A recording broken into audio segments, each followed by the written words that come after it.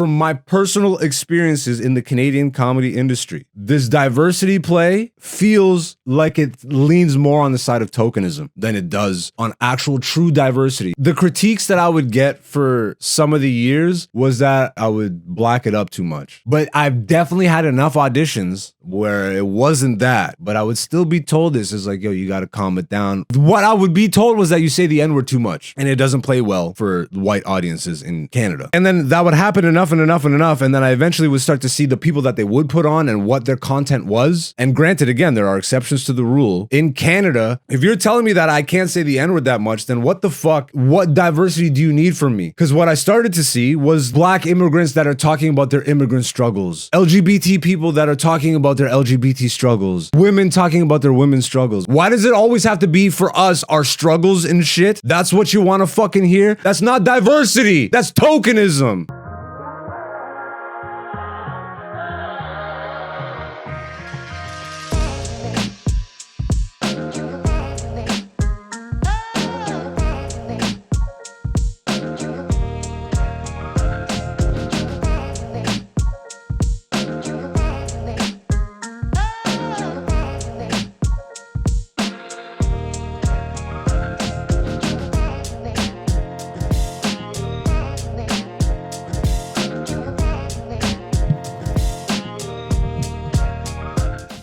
Can I kick it? Yes, you can. Can I kick it? Yes, you can. Can I kick it? Yes, you can. Can I kick it? Yes, you can. And I'm gone. I'm gone. I'm actually not gone. I'm here. We're starting this bitch up. What's going on, beautiful people? Welcome back to Black Zeus, the podcast. This is Black Zeus, the podcast, season 4, episode 34. Welcome back, beautiful people. If you're new to the podcast, welcome. You too can be beautiful people. All you have to do is come back. If you are returning, thank you so much for doing so. You obviously know I don't care, but I do care. The secret to not caring is caring, but not caring. I hope you guys have had a good week. Things have been pretty chill. I am recording this mad fucking late. If you listened to last week's episode or watched it, numbers were kind of low last week actually for video, but the numbers pretty steady for audio. I still don't know what's going on, but again, like, I don't know. Thankfully I have Dante to help out with that shit because I'm not an algorithm nigga. I don't like to pay attention to that shit. I think it kills the art, and I don't care to create based off of what, you know, the system is telling me they want me to create so that I could be, you know, fucking pumped more throughout the system. Hey, don't you want 1 million followers? Don't you want fans? Don't you want to be able to sell tickets? It's like, well, honestly, all that is clicking up at a really steady pace, and I'm okay with that. You know what I'm saying? You're going to find that this is going to be the theme for this week's episode. If you listened last week, you already know Dante is not here this week, so not gonna summon that nigga. He is on vacation in the Caribbean. Caribbean vacation for everybody! You get a vacation! You get a vacation! Also, donate to the Maui Fund! Already gave my opinions on Oprah. Fuck that bitch. Anyways, we are here this week to do this week's stuff. Thankfully, we remembered the UFC preview, so that should be up this week. It was already part of last week's episode anyways, in case you didn't catch that. It's being broken off and released as its own clip this week. It is fight week, so I hope you enjoy that shit, but we're not going to talk about that this week because we already did that. There isn't even really much to talk about this week. You know what I'm saying? I feel like I say this all the time, and I'm like, this is going to be a short episode. This is going to be a 15 to 20 minute episode, and then it ends up being an hour. So I'm not even going to say this is going to be short. This is just going to be. All right? This is just going to be, my nigga. What up? But yeah, I am recording this way later than I would like to, which is fucking hilarious, because normally when me and Dante can't link up to record, I get to record the thing a lot sooner rather than later, and I get it done and out of the way, and then I have a lot more free time during my week to work on other shit. This week, however, that did not turn out to be the case, because even though we remembered and we discussed and we planned for Dante not being here this week, what I completely forgot was that the studio is missing an audio mixer right now. That device has been sent back to 27 Collective. Salutes and shout outs to Lou and B. Thank you for letting me use that for as long as I did. And I did not have a mixer, so we've been using Dante's audio mixer. This is really fucking like making the sausage type shit. This is like the behind the scenes shit that you don't need to know, but I'm stretching here, my nigga. This is what we call in Hollywood stretching. Stretch. We have a lot of time to fill. Stretch. Anyways, yeah. We've been using Dante's mixer in the studio, and obviously Dante's away this week, and that's the one thing, because we've only been doing this for like 2 episodes, completely forgot to have an audio mixer. And then I completely forgot that I had an audio mixer, but then when I realized that hours into when I would already be recording normally, I'm like, oh shit, I actually have an audio mixer. It's one that Hen Dog gave me. Salutes to Hen Dog, bro. I know he just celebrated a B-Day, so happy B-Day. Happy G-Day to Henny, the producer extraordinaire to this podcast and my life, bro. This is one of my oldest friends, if not my oldest friend, and I'm very grateful that this dumb, talented motherfucker has supplied me with so many beats for so long.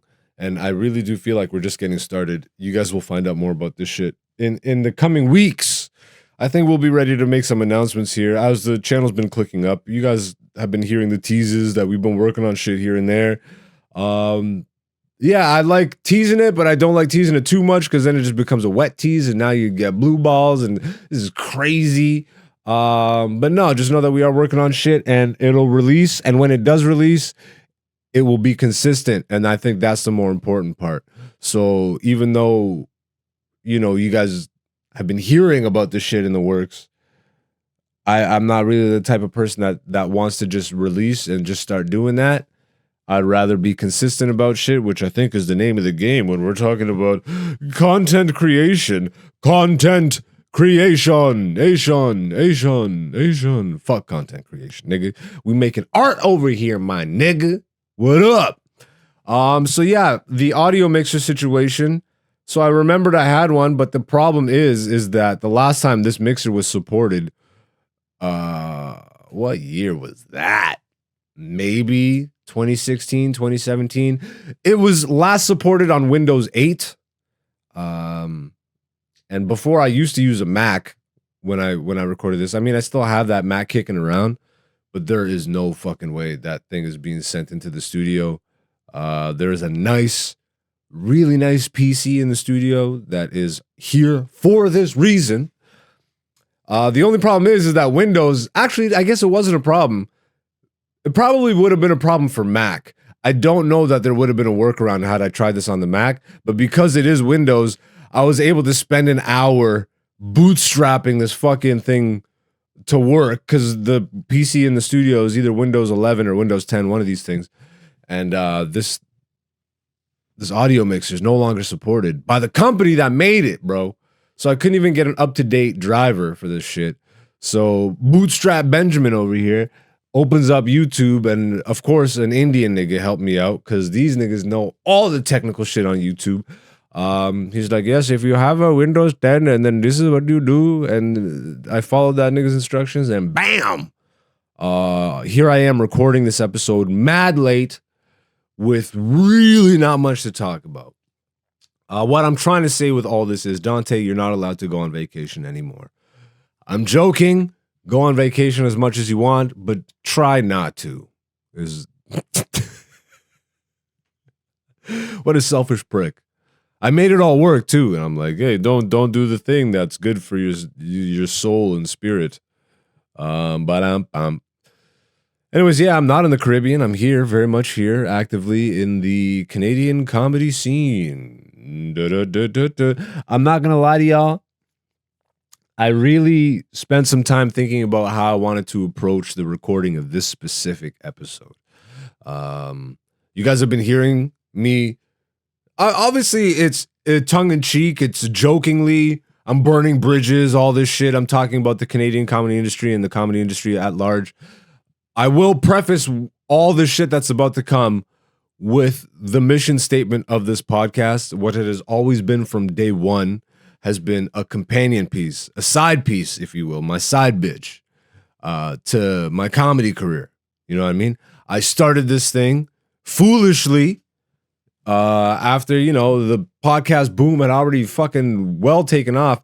But boy, if I didn't start 4 years ago, imagine I'm just starting now. God damn.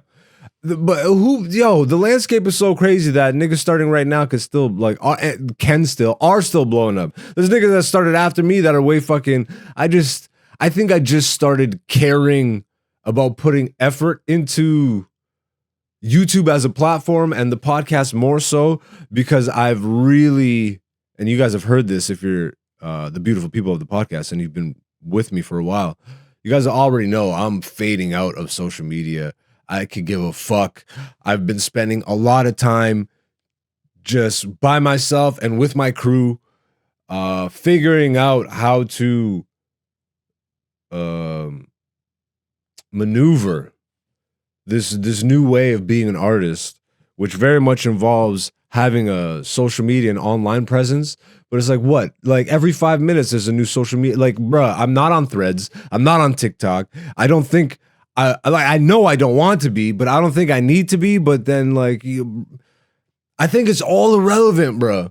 The views that you get on TikTok are fucking weird and not even real because the engagement on TikTok is so low. But people have hundreds of thousands, if not millions of views, and then nobody's really engaging on their shit. Then you go over to Instagram, and they will shadow ban you like a motherfucker. Meta is weird as shit because Facebook, you can spew all the garbage you want, but nobody uses Facebook anymore. And then on Instagram, you really, like, if you say anything, you're corralled into this fucking algorithm and you only see that algorithm shit and you only get pumped to that algorithm shit. And if you're not, what I've experienced, I'm not doing memes. You know, I'm not doing generic content. I'm not posting every 5 seconds. I'm not putting a wig and a dress on, shucking and jiving for massa, trying to fucking get some followers and views. So because of that, and because of my big mouth, like I talk a lot of shit, but I'm leaning heavy into that. My views go down, or they're like fucking this. My story views used to be in the hundreds, like in the high hundreds. And now they're in the low hundreds to like 100, depending on what I'm posting on the day that I'm posting. It's a fucking circle jerk that I don't fucking care about. I didn't start comedy so that I could fucking be some sort of social media guru fucking loser, bro. That's how I view all this shit. It takes all my attention away from what I actually want to do. And that's create art. That's create comedy. That's create fucking timeless shit. And my comedy special is fucking coming, bro. So I hope y'all ready for that. We'll see if it ends up releasing this holiday season or not. It will release when it releases, but I just watched what is likely the final pass on the video edit. Still doing some touches on some other shit. But man, I'm actually so proud of this thing. 1 hour long, 1 hour plus. I did like an hour 20. I did 3 shows. I did a theater show. Packed to the tits, nigga. What's up? And I'm just so proud of it because it was 11 years in the making. I'm now almost 13 years into my comedy career, so it's aged a little bit, but nobody knows who the fuck I am. Nobody has seen me. That's the beauty of where I am in my career right now. I'm at a place where I finally acquired all the skill that I knew I could at the beginning of my comedy career. And because of that, I'm now treating it like I'm at the beginning of my comedy career, but I'm fucking good. So I'm just walking into rooms and just setting the stage on fire and walking the fuck out, nigga. And that, to me, like, shout outs to Dominic Tetro. I don't even think this nigga's still in the comedy industry, but he used to manage Yuck Yucks, which is the not international, but is the national comedy chain in Canada. There was a club in Mississauga, Ontario. Dominic was the manager. And when I was starting comedy, Thursday nights was the mic night at Mississauga Yucks. We would pack the cars with comics, or I would just take the bus out by myself. And that was one of the rooms where I really started to progress in a noticeable way. And Yuck Yucks being a chain and a club at that time, I was really focused on, trying to go the corporate, not necessarily even corporate route, because Yucks is a club, but I was trying to do the whole, TV, show business, corporate, festival route. And I asked Dominic, I'm like, okay, so I'm starting to get better. How do I get signed by the club? I want to start working the club more. And this guy, like, honestly, the greatest piece of advice I was given as a comic. Everything else is cool, but like as an artist, man, advice is for me hard to give and take. Because this shit is there's no right or wrong answer other than what works and has worked for you. But just because something has worked for you doesn't mean it's gonna work for somebody else. And being almost 13 years into my comedy career, I've witnessed this firsthand. I've given advice that just fucking went nowhere for people, which is weird because who am I to give advice, nigga? I've done nothing, But, there's new comics that come in the game and they see you and you've been in it a little longer and they ask you. And, I love to have the real conversations about shit. But what he told me was just make yourself undeniable. And he told me this isn't my advice, like Dominic was saying about himself. This isn't my advice. This might even be generic advice that's been said many times, but I find it to be very true. Is like if you're trying to be signed or you're trying to do anything in show business or in life, make yourself undeniable. Undeniable. And the way he broke it down was make yourself so undeniable that when you're in a room where opportunities are being handed out, be so undeniable that if an opportunity is not thrown your way, it's so obviously nothing to do with you and your skill level. It's obviously whoever's handing out the opportunities. Once I was given that advice, I swear to God, this might be like 3 to 5 years into my 13-year comedy career. It was the first time since I had started comedy that I actually sat back and just took a deep breath and I relaxed myself. And because at that time, I still am this nigga's top 5 rappers of all time, but not just because of his music. And you guys, again, if you're the beautiful people of this podcast, you've heard me talk about this musician before. This Nipsey Hussle. Life is a marathon, bro. Whatever you do in life, be comfortable with planting 10 toes in the ground and just fucking being patient with that shit. Because eventually, if you stick it out, if you are patient and you wait, something will happen inevitably. And if you couple that with self-honesty, which I think is really important because a lot of these people are out here lying to themselves and to each other. You got to be really self-honest. And that doesn't mean be overly critical. You should be critical, but not to the point where you're detrimental to yourself and you're giving yourself anxiety and all this shit. No, be honest with yourself. Mark progression honestly. And for me, I'm speaking for comedy, but this obviously is for any art form. But in terms of comedy specifically, make like, how do I want to say this? Just define your terms, know what you want to get out of it, know what you're willing to do and not do, and understand that regardless of whatever show business tells you, regardless of whatever accolades you could achieve through the industry or independently, understand that ultimately for comedy, again, I'm speaking comedy, the main objective is to be funny, and the actual true mark of how funny you are is not credits or I did this show or I'm with this club or I'm whatever the fuck. It's the audience.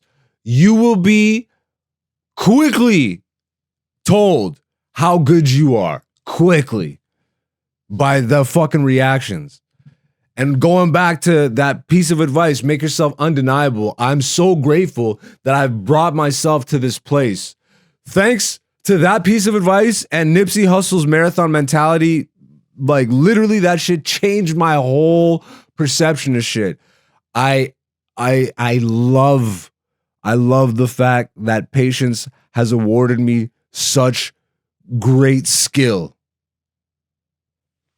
I'm not judging myself by any other measure other than what the fuck my self-honesty tells me, and my self-honesty in terms of comedy is guided by audience reaction, industry, opportunity, all this shit. But less so industry and more so audience.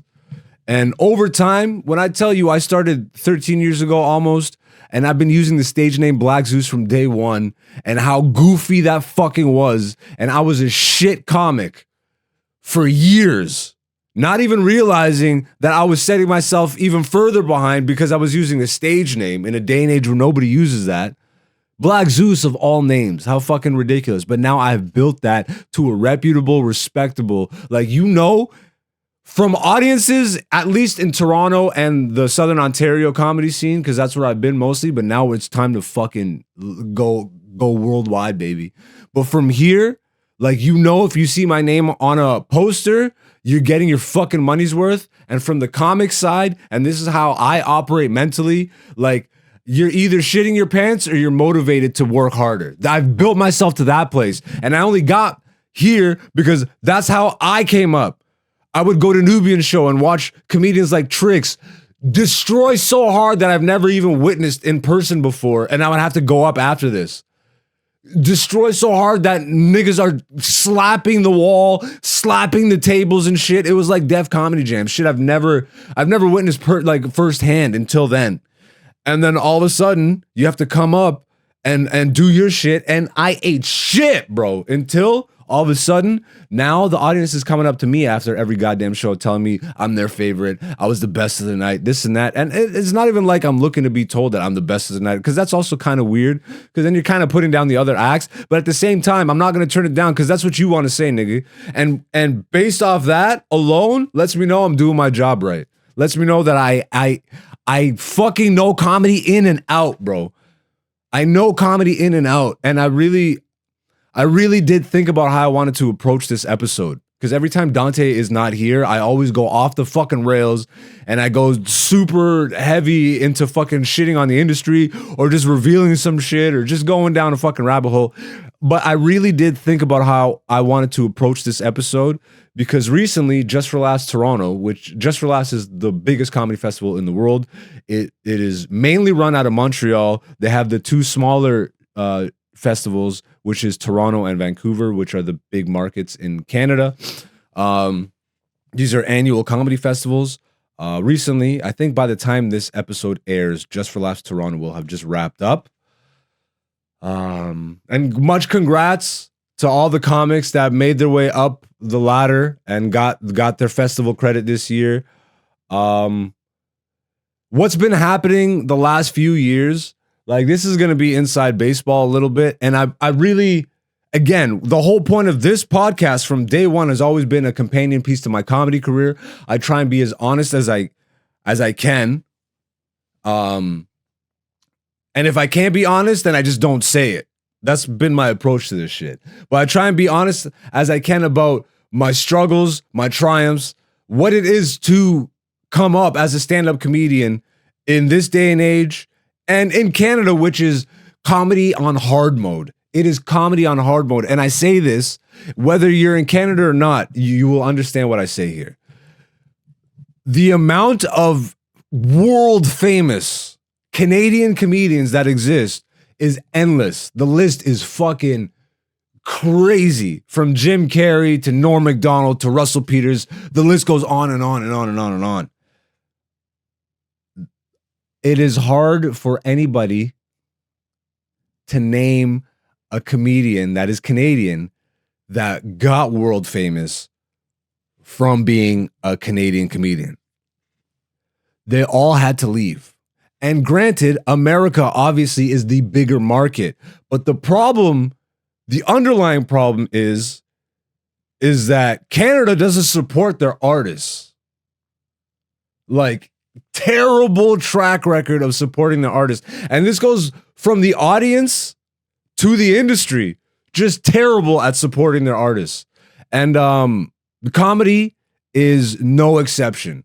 The problem with comedy in Canada is that we're not even recognized as artists officially by the government. So that excludes us from like grants and all this shit. It makes it a lot harder. And I honestly, from my 13 plus like years in now, you can see how the industry kind of obviously not kind of, they know this and they take advantage of that, man.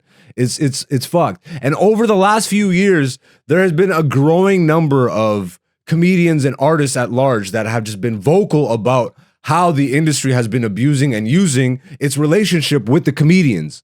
I'm talking again, specifically the comedy industry in Canada. From the famous keynote address speech from Mark Forward at Just for Laughs Montreal, which is again is the main festival and the world's biggest comedy festival. They do this thing where they give a comedian a speech. They're allowed to give an address type deal. It's like the State of the Union address. And this one year, Mark Forward, who's a well-known, respectable Canadian comedian, he went and did the address. He was given that right, or the honor, or whatever.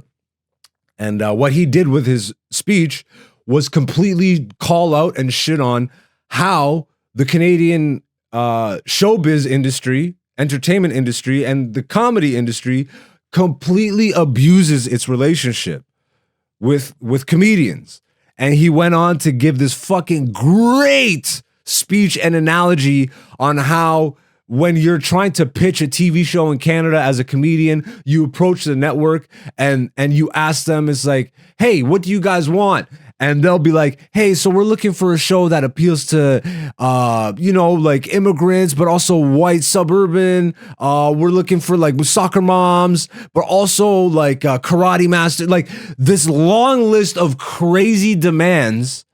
And then at the end of the list of demands, again, this is coming from the industry side, he's saying, he's like, so we're looking for that. Can you do that? To the comedian, they're asking, so can you do all that for us? And the comedian is like, yes, for the love of God, after just sitting through this fucking 10-minute long list of demands. It's like, can you do that for us? Can you do that? And we'll give you a TV show or whatever. He's like, yes, we can do that. And then this is what he said. He's like, yeah, sorry, we're just not looking to produce anything right now. It's actually kind of full. And that's exactly what it is. Like, again, I'm going to talk about my specific experiences coming up.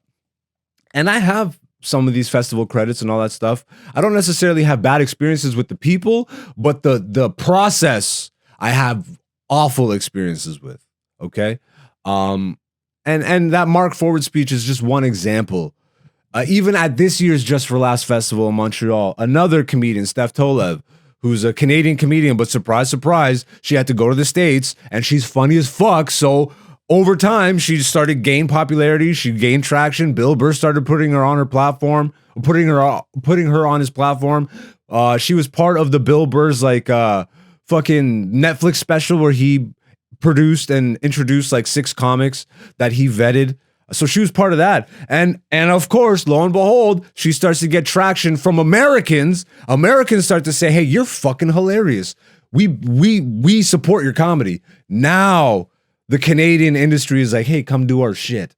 So she came and did it, and she gave a speech this year, and she pretty much did the same thing. But I think she actually went the route of shitting on the American and Canadian side of the industry. But that's neither here nor there. More recently, actually localized in my specific local comedy scene, a bunch of comedians have been active and vocal, even during Just for Laughs Toronto, while the festival was happening.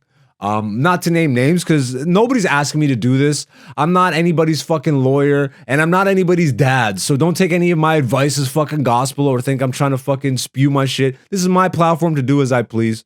You know what I mean? And until the Canadian government fucking regulates me to death, apparently now they're trying to regulate podcasts. That's insanity. But until that happens, we'll see, bro. I'll fucking, like, this is my platform to do exactly what I've been saying. This is my side piece, my companion piece to my comedy career. I'm being as honest and as open as I can without completely fucking my career up about the trials, the tribulations and the triumphs of what it is to be a stand-up comedian on the come up, especially in Canada. So during the festival, a comedian in the Toronto scene took a photo of like the big bus ads. There's bus ads, there's train ads, there's big billboard ads. They took a photo of the Just for Laughs Toronto poster, and they put a caption and posted it on their social media. They put a caption of, "I pray that one day the Canadian comedy industry will put this much focus and attention on its own homegrown talent." And it gained a lot of traction, or it gained some decent traction. I commented on it. I was like, I fucking agree. Amen, I think is what I said. I agree with this wholeheartedly. And from there, some industry people saw that and started throwing subliminal fucking just jabs during the entire festival. And come on, bro, fuck off with that shit. Like, that's not what we're doing here. Like, I want to take this is I'll take this approach to this part of the podcast. Part of this is going to be for my fellow comics. Part of this is going to be for the industry, and part of this is going to be for you, the audience. Again, nobody's asking me to do this. I'm not anybody's lawyer. I'm not here to burn bridges or shit talk anybody. That's not the point of any of this. Because I truly believe, and I think, let's start with the comics. This is for the comics. You need to understand when you start comedy, for anybody coming in, and I can't believe I'm doing this because it's not my fucking job, but honestly, what sucked for me and what sucks for a lot of comics, especially in Canada, is the lack of information. Nobody will give you any goddamn information when you're starting out, and it takes you a lot of time and a lot of fucking just eating shit until you start to realize what the game is here, okay? And by that point, you're pretty much fucked because you've been spending all your time and focus trying to play that game.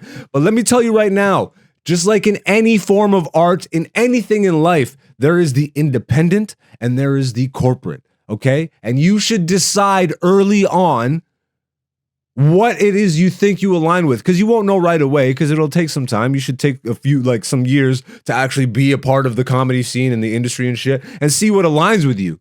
But try and figure that out, man. Spend some time actually thinking about what it is you want, how you want it, and what you're willing to do to get it. Because nobody said this at the beginning, and bruh, I know why. Because everybody, like, once you get a little bit of information, like, people hoard that shit because they don't want to fucking reveal what it is that helped them make a little bit of money, and especially in a country where there's scraps. We're fighting for fucking scraps, and then, like, bro, it's fucking insanity. But what shouldn't happen is industry people shit talking or taking jabs or taking subliminals or even being outwardly vocal about people on the independent side fucking just saying the truth, speaking the truth, and speaking truth to what is actually taking place, okay? And what shouldn't happen either is people on the independent side completely shit talking and downplaying the fact that there is a need and requirement for the industry. But honestly, what I think, my personal opinion, is that over time, industry completely has warped people's perspective and idea that they are a necessity. Let me tell you that comedy doesn't exist without the comedians, period, point blank, period. And yes, there is a synergistic balance. We need clubs to perform in. We need shows and all that shit. But let me tell you how fucking resilient comedians are. These niggas are fucking cockroaches.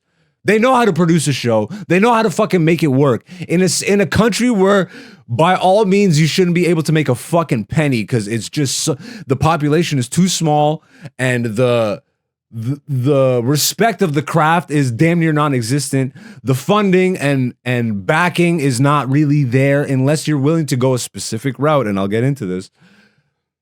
Like, it's so hard, but yet we still survive and we still make it work, you know? And eventually we leave. I just don't think it's cool, bro. It's fucking horseshit. Don't act like it isn't what it is. And I want to make this specific point to the industry, you know, because again, 13 years, which is some time, but also not a lot of time. But what I realized about the industry route in Canada, like compared to, again, I'll go with the biggest market, but it is the market, the American market. Like, it's so vast and there's so many people in America that they have no choice but to accept and acknowledge everybody and every form of comedy. In Canada, it's a lot more squeaky clean, especially we're talking about the industry side of things, okay? Like, if you take a look at our Canadian television programming, it's stuff that mainly appeals to like farmland whites. Yeah, you know what I'm saying? It's and even like it is what it is. And personally, from what I've seen, the people that make it the furthest are the squeaky clean. You know what I mean? Or not even necessarily that, because there are people that make it in the industry in Canada that you know have a more a harder edge to their comedy style and all that stuff, but only so far. And this is the main point I want to make, because there has been a complete wave. Obviously, everybody's been seeing it. It's been global. There's been this wave of diversity in show business and entertainment and everywhere. Everything is a diversity play now. Obviously, it is important. And bro, I'm an African, okay? I'm an African in this shit. Obviously, it's important.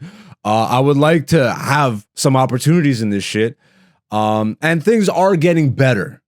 But from my personal experiences in the Canadian comedy industry, this diversity play here in Canada feels like it leans more on the side of tokenism than it does on actual true diversity. And my reason for saying this is because my own personal experiences. So we have an audition system here, like everywhere else, to get on the industry side of things. You audition for industry people. They see you. You either do good or you don't. And based on that, you come back next year and try and audition again. And that's how you get on the festivals. That's how you get on network TV in Canada and all that shit. So I've been doing comedy for 13 years. I have had my fair share of auditions, and I will be as transparent as I can. This is literally all just for transparency, which is hilarious because the festival is just for laughs. This is just for transparency. I have had multiple years where my audition was so fucking good. It was like buzz. It was like talk of the town type shit good. It was so good that I was told by show producers and comics and audiences, which audience in this respect, your opinion doesn't matter on the industry side of things. But even them, they recognize it's like, yo, you did so good. Like, and this is at least 3 or 4 auditions where I've done so goddamn good that the comics after me were shitting their pants. I was being told by show producers, by all these people, it's like, this is your year, you're gonna make it, da da da da. And I don't. And I always set my expectations properly. Even though I'm told this, I don't necessarily believe it, you know? But that happened time and time again, you know?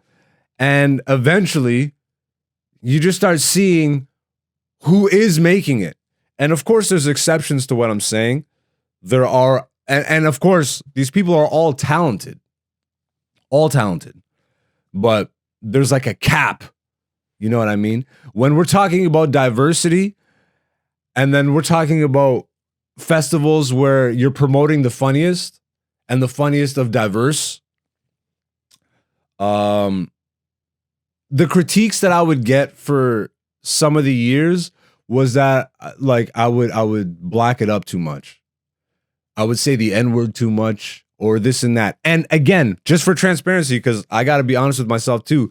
For the first few years of my career, bro, the nigga, like the word nigga flew out of my mouth on stage every other fucking word. It was crazy. It was insane. And even an audition or two, I was in that mode.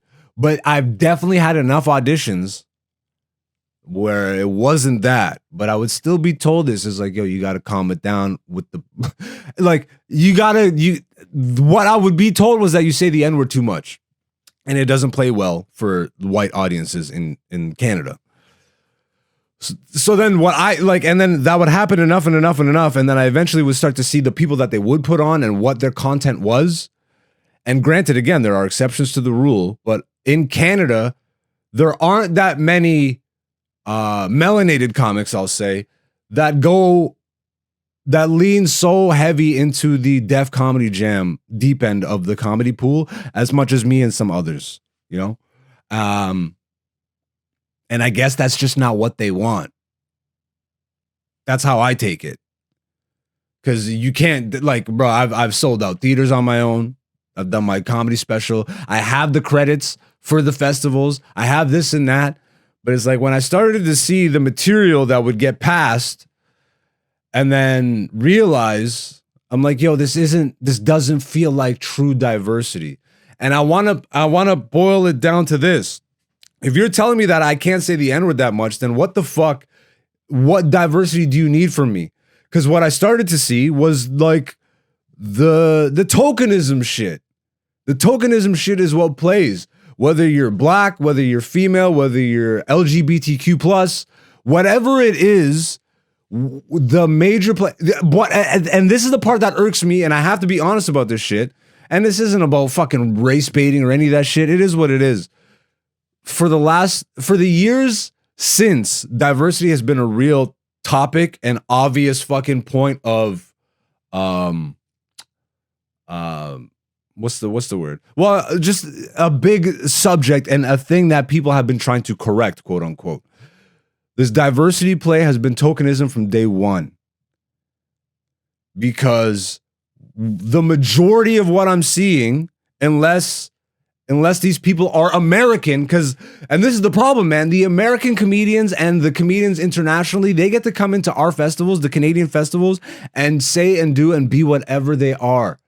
And there's plenty of room for them. And the problem is that when the comedian that posted that photo of the Just for Laughs Toronto poster that showcased all American acts, and then in tiny letters you could see all the rest of the names, and there's the Canadian names and all that shit, but not one picture was advertised of a Canadian comedian.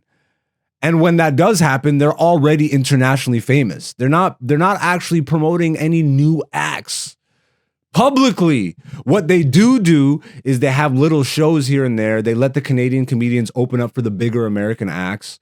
Ooh, thank you. Which is, again, it's not a small deal. I don't want to discredit it. It's not a small deal, but like, put some pride behind us. But you know what I mean?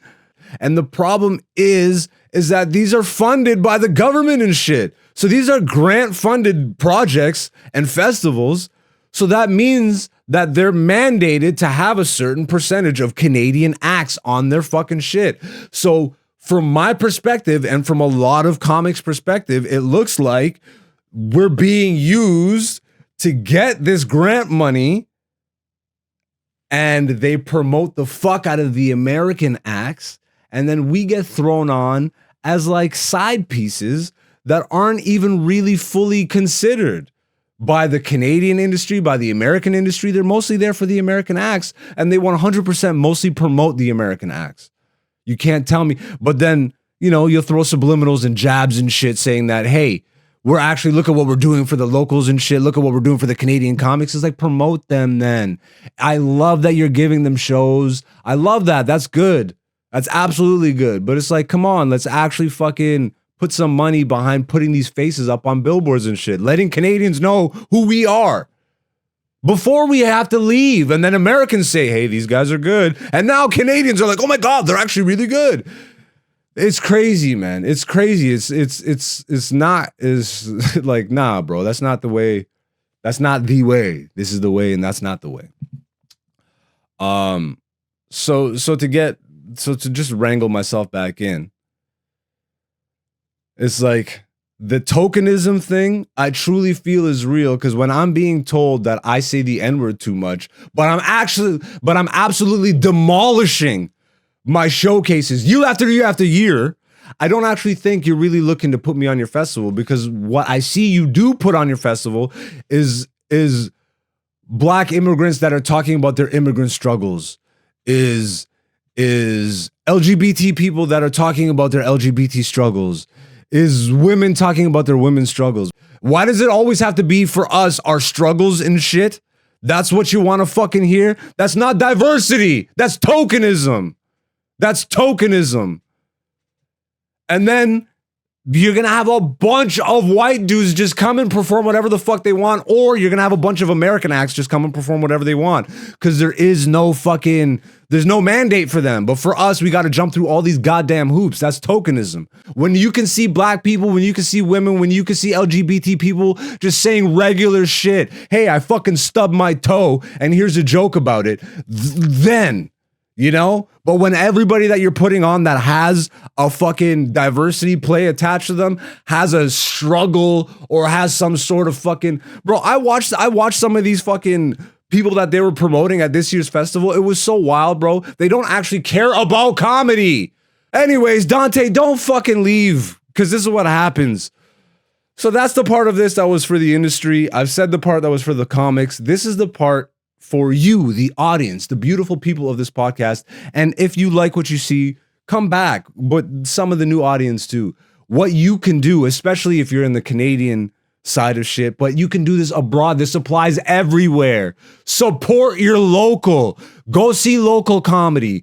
Fucking find who they are, follow them online, and support what they do, whatever it is that they do. Find the people that you fucks with and just support them. Because I promise you, the next Dave Chappelle and the next whoever the fuck is literally in your neighborhood right now, eating shit happily for nobody. But in Canada especially, stop letting this happen where we have to leave, and then this is what happens in Canada, bro. Not one of our fucking artists blow up here, man. Not one of them. You had to wait for Americans to tell you that Drake was cool to find out that Drake was the biggest artist in the world. It's bullshit, bro. Canada's really awful for this. And you know what? They're trained this way too, because that's what the industry does.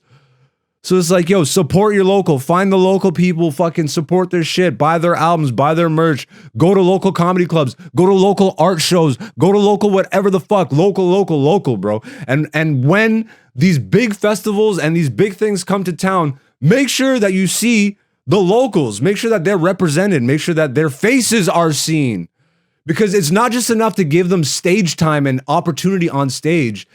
It almost does nothing, because once the festival leaves, guess where they are? They're in the same bars and tavern shows and club shows as the rest of us independent comics. You know what I mean? They're not doing anything to actually fucking help make the scene and the industry stronger for the comics. They're fucking doing what they do, which is what industry does, which is what corporate does. And this is not to shit talk that. There is a place for that. There is a need for that, obviously. Obviously. But if you're an artist and if you're a comedian and you're starting and you're coming up, think about which route you want and which route is for you and which route is not. Because if you don't think about that shit, you will eventually find yourself at a crossroads, and it's like, oh shit, I spent all my time doing what I thought was what I wanted to do, but instead realizing that you've been doing what you've been fucking corralled and coerced and just blindly, it's like jumping off a bridge, nigga. You don't even realize, like, oh, I want to start comedy, and then you jump in the rat race of comedy, and then it's all these comedians running towards fame, but you don't realize what they're running towards is the edge of a cliff.